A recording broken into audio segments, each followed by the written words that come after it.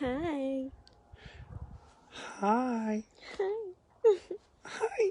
So shy. I wish we could just set this phone up. I hate holding it. I know. We need a tripod. Okay. So, yes, this is very much religiously charged. They say don't talk about religion and politics, but we talk a lot about religion. We can talk can't some help it. religion, don't we? Yeah. We like to talk some religion because of our experiences and all the people we're helping support and all the people we need to share it forward because a lot of people supported us. One of the things Crystal and I were just talking about was were we meant to be together? See? Because we met in kind of a religious context. We were both returned missionaries for Church of Jesus Christ of Latter-day Saints. And it's a long word. Yeah. We met in under those parameters, that context, and we were very, very much religious for our whole marriage until 2.5 years ago. Mm-hmm. And so we were just talking about it, like a lot of people, they, and there's no judgment here. There's no judgment. So if people, if they leave a religion and then they were to realize that, oh, like I married that person under the false pretense, so to speak, I wouldn't have married that person. I married that person because I thought they'd be a good Mormon husband or Mormon wife or whatever. And that can happen. But, in our case, listen, our faith in religion and in the Mormon church is gone. I mean, it's so gone, it's not even funny. A guy just called me today, just about an hour ago. He goes, "Hey, I'm your ward mission leader, calling to talk to you, see how you're doing." And I said, "You're calling us?" I says, "I'm not a member of your church." Mm-hmm. And he goes, "Oh, you're on our records here." I said, "Well," I said, "Man, you don't know, like, no, you don't want to talk to me." And anyways, he kept on as they do, because they think they're doing the right thing. And I just had to tell him, like, no, you don't want to go here. Like, no. And I respect you to believe what you want to believe, and I'm going to let you have that. But I do expect you to believe, to respect what we believe, and what let us have what we have. And no, it's not because something's wrong with us. And that was kind of the tone he was giving me was, oh, that's a shame. Like, oh, too Yeah. bad. So Like, sad. let's talk about this. And I'm like, no. With all that said, I do have absolute belief in fate. I lost my faith. I do not have any faith in Christianity. I do not have any faith in religion. I don't. But I believe in fate. I believe there's something more, bigger. I do. There's got to be something to all the intelligence. There's got to be something to all the human emotion. There's got to be something to all the intuition and everything that goes on with human beings. And I believe in fate, and I believe that I was meant to meet this woman. Absolutely. I think our marriage will continue on, and that we'll stay together. But even if we didn't, I still believe in fate that we were meant to be together. She was meant to help me out of that religion. She doesn't even realize the role that she played. I was not in the religion. Anybody that knew me in high school, I was not in the religion. I conformed to the religion for various reasons, but it was Crystal that brought me out of that religion. I was just telling Crystal, for 7, 8 years, I would drive home and I'd be having this thought in my heart, and I would think, how do I get out of this? How do I get out of the religion? How do I stop going to those meetings? How do I stop having to put on that suit? How do I stop having to pay that money to them? How do I stop it all? And you know what? I still believed it was true. I believed it was true, and yet those were the feelings that were going through me. It's so crazy. And I told Crystal, like, I would rehearse in my head. I'm going to go home. I'm going to tell my wife. I'm going to sit her down. I'm going to tell her, listen to me. It's not that I don't believe in it, but it's killing me, and it's sucking the life out of me, and I hate every minute of it. And I still think it's true, but I can't be in it anymore. And then I would basically, like, ask you to choose between me and you. See what he. I'll call him. And then I would like rehearse this in my head. I'm going to go home. I'm going to do it this time. This time I'm going to do it. I'm going to tell her that, that I can't do this. This religion is sucking the life out of me. And yet I wouldn't do it. So for 7-8 years, I just kept trudging along. And then all of a sudden it was Crystal through personal development. And she asked herself, she just asked herself this question, do I have to believe it? Well, yeah, of course, it's a given you have to believe it. In our culture, you have to. But she's like, do I have to believe it? Do I have a choice? She's like, I have a choice. And then she says to me that she tells me, you have a choice, Sean. And I'm like, what? No, I don't. I'm in too deep, man. You don't understand, family relationships, business relationships, history, my pride, my identity, it's everything. And yet Crystal, this powerful woman, man, she's like, no, you have a choice. You have a choice. And that's when everything opened up for me. When I realized, I'm doing what people have required of me. I'm doing what people have influenced me to do. I'm doing what the world expects of me. I'm doing what, what looks good. I'm doing what looks good. I'm doing what I think other people respect. And all of a sudden it was it all fell away. I am not my true self. I am not true to myself. I am not being true to myself. So Crystal, for me, what is useful is not to think, oh, I would never have married this woman if it wasn't for my religious affiliation. No, what is useful for me is this woman, I love the life we've created together. I love the children we've created together. I love a good old-fashioned love story. I love fidelity. I believe in morals and values, and I don't need religion for that. It just makes my heart sing. I remember a good friend of mine, mentor, said to me, he says, Sean, called him, first person I called when I said I don't believe my faith anymore.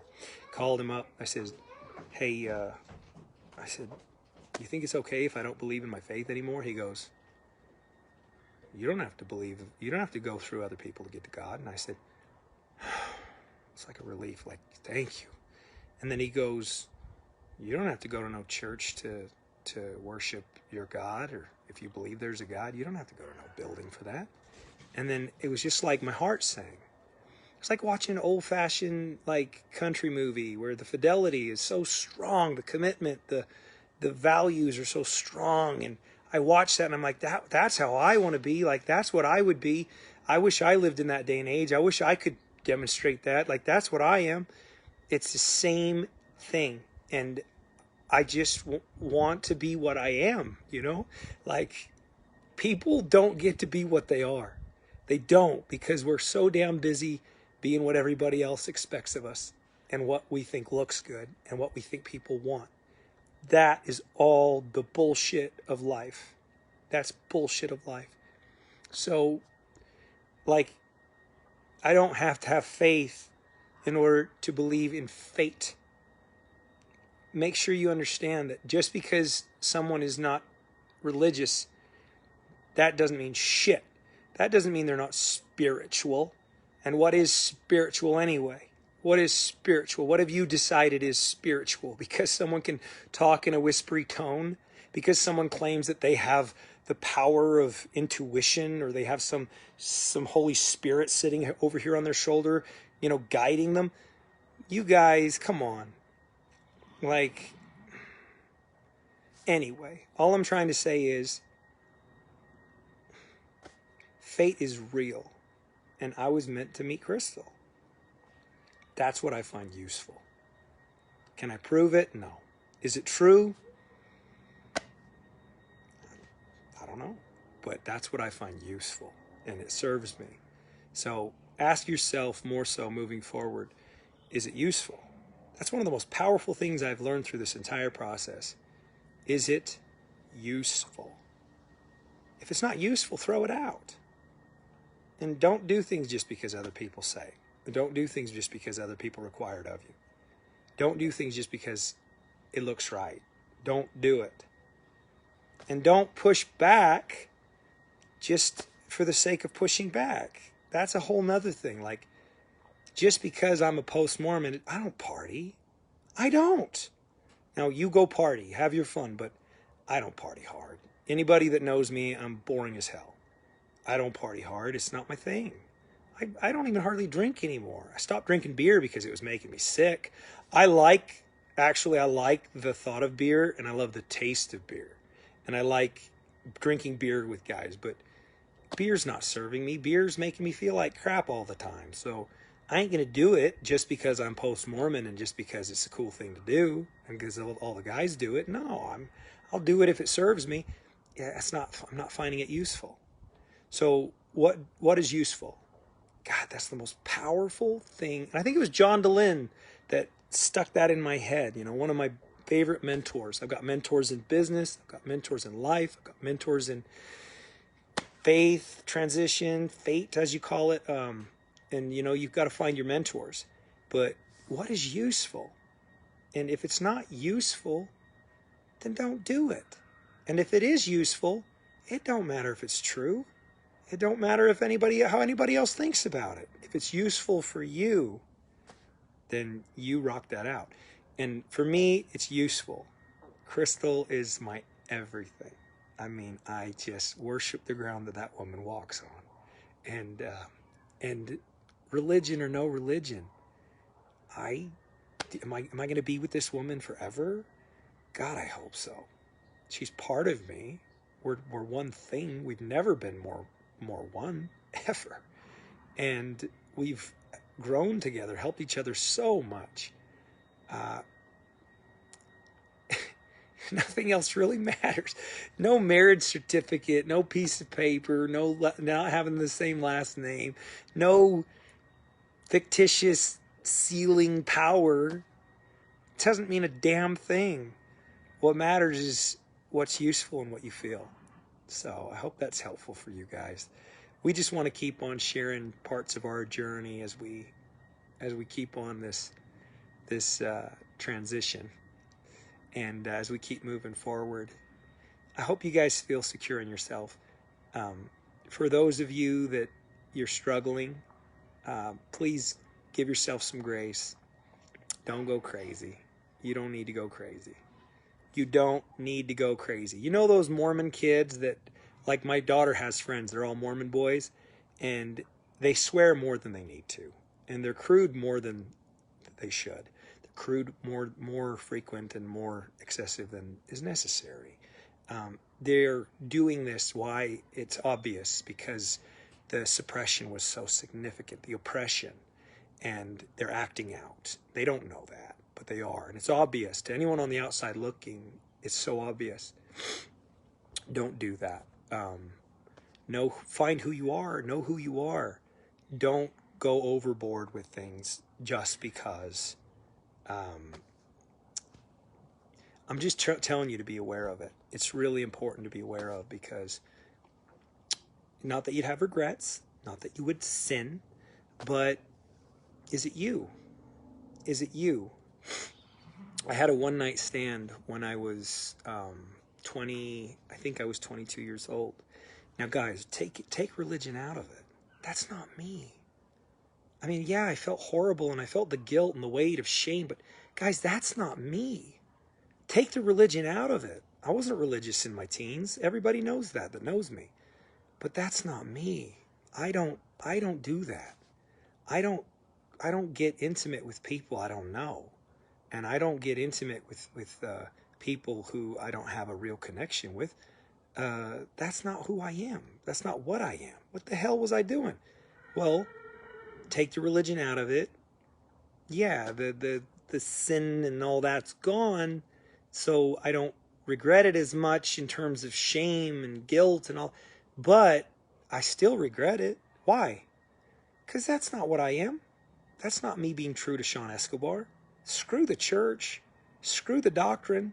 Screw the deity. Screw the patriarchy. Get rid of all that. That's not what I am in my heart. That's not what sings to me. Start paying attention. Feel with the heart. Feel. All right, I love you guys so much. I hope you're all doing well.